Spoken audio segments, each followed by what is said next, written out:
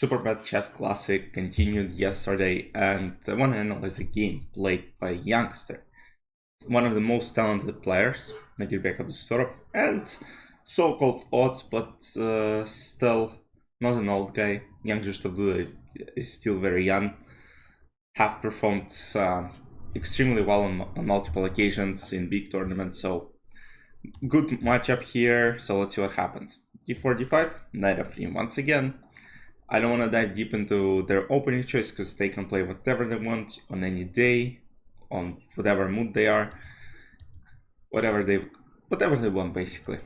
Bishop d3, and we have so-called call system. That's kind of the setup that London has. You basically develop pieces on the same square against any of black moves and try to win. So c5, pawn goes to b3, takes, now b6, castle, bishop e7. Here already black have bishop a6 just to make sure this bishop is traded off the board. And let's say if white try to play c4, that's generally fine for black pieces. They put pressure here, potentially knight b4 is coming, trying to chase the bishop down. Didn't happen. Bishop e7, queen e2.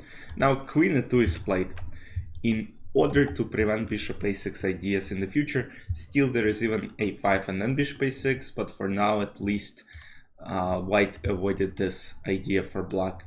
Castle, bishop b2, and now a5. As I said, bishop is coming to a6.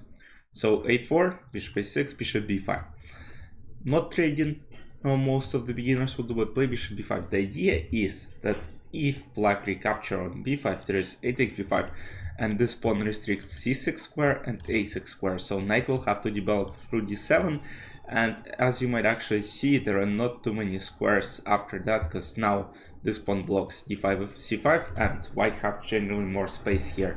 Yes, black knight will eventually go to e4, maybe knight f6, but that's a lot of time to be spent on developing this knight on b8. So instead what happened was king c8, c4, rook a7, knight c3, rook c7, knight e5. So for now, young Abdullah doesn't even care about this bishop. He's like, okay, I'll take it when I think it will be good for me. Bishop b7, and now he even avoids it, trying to potentially maybe even open up the diagonal. Rook goes to d1, rook goes to d8, and now rook d3, potentially saying that, buddy, I'm going to launch an attack on the king side. Knight a6, rook d1, knight b4, and rook goes to g3. So d takes e4, b takes e4. Once again, white pawns in the center capture a lot of space. Bishop potentially can be activated through d5. The only piece that isn't playing as much, I would say, this bishop. The last pieces are kinda good. So the rest of them are in a good spot.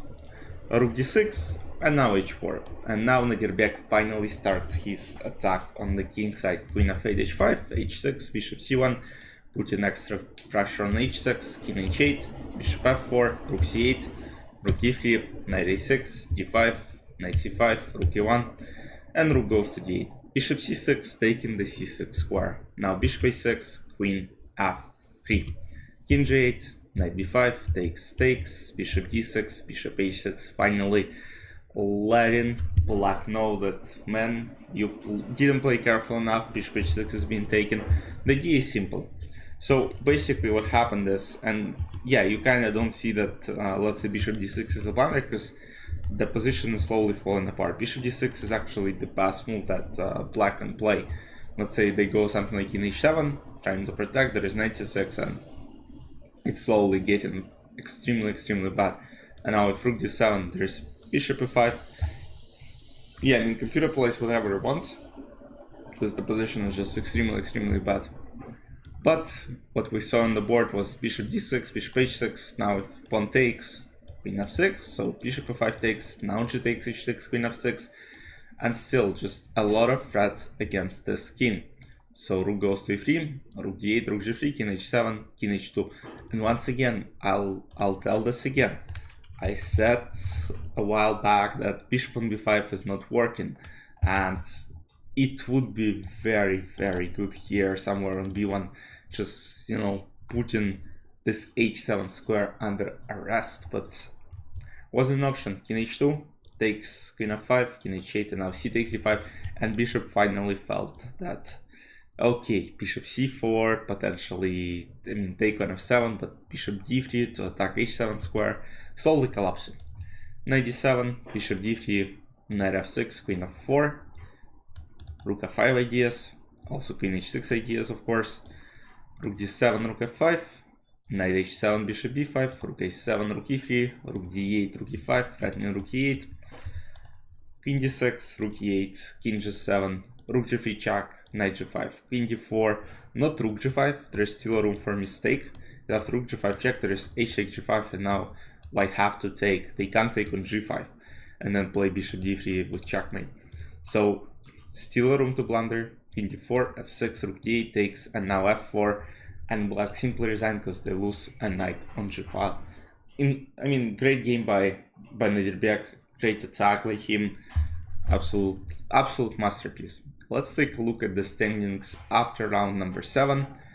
Fabi, Maxim, Alireza, and Prag all have 4 points after 7 rounds, and I think it's safe to say that we might probably see the tiebreak after 9 rounds, because 4 players on 4 points, unless something crazy happens. I mean, let's say Prag and Fabi are the only 2 players who hasn't lost a single game. So yeah, I mean, they haven't lost, so they might lose one in the next rounds, but let's see. So we have Wesley, Livon, Bogdan Daniel Dek, Nodirbek at 3.5, and then Young Duda, and Gukesh is still lost, and Gukesh still has to play Fabi in, I'm not sure what round, I think it will be last round. Oh, that's great, we'll have Gukesh versus Fabi in the last round of Grand Chess Tour. But guys, I hope you enjoyed. I'll see you in the recap tomorrow. Bye bye.